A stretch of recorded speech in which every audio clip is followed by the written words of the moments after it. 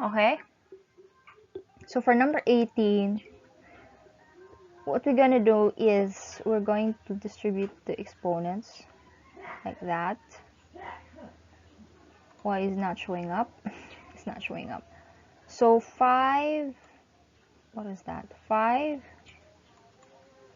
1/5 raised to the 5/3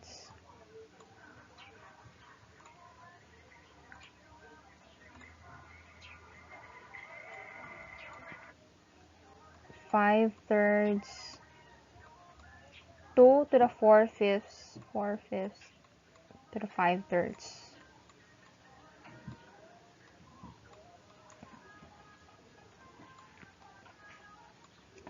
And then copy.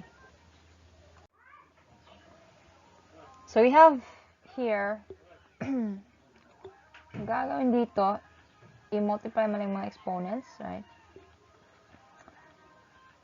And notice na, meron kang 1/5, tapos meron kang 5/3. So yung, meron kang 5 sa numerator, meron kang 5 sa denominator, so mag-cancel yan. So ang result ay 5 to the 1/3. Tapos dito naman, meron din kading 5 sa numerator, meron kang 5 sa denominator dito sa 4/5. So i-cancel mo din yung dalawang yan. So meron kang 2 to the 4/3.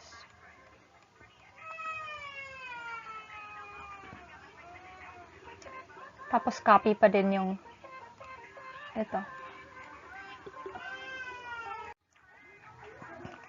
Okay? So ganyan na siya. Tapos i-combine mo yung mga terms na merong pareho ng base. So mga pareho ng base. So meron kang 5 raised to the 1/3 at meron kang 5 raised to the 2/3. So, pag mayroon kang ganon, mag-multiply ka ng dalawang numbers na parehong base, i-add mo lang yung exponents niya. I-add. I-add mo siya, 1/3 plus 2/3, meron kang 3/3, diba? Which is equal to 1. Tapos, yung mga base 2 naman, 2 to the 4/3, tapos 2 to the 8/3. So, 2 to the 4 plus 8 is 12/3. Okay? So, 5 to the 3/3 is 5 to the first power, which is 1. I mean, 5 to the first power. Hindi ko nilagay. O, ilagay ko pa. Sige, ilagay ko pa. Tapos, 2 to the 12 divided by 3 is 2. 12 divided by 3 is 4. So, 5 to the first power is 5. 2 to the 4 is 2 times 2, 4 times 2, 8 times 2, 16. And this is equal to 80.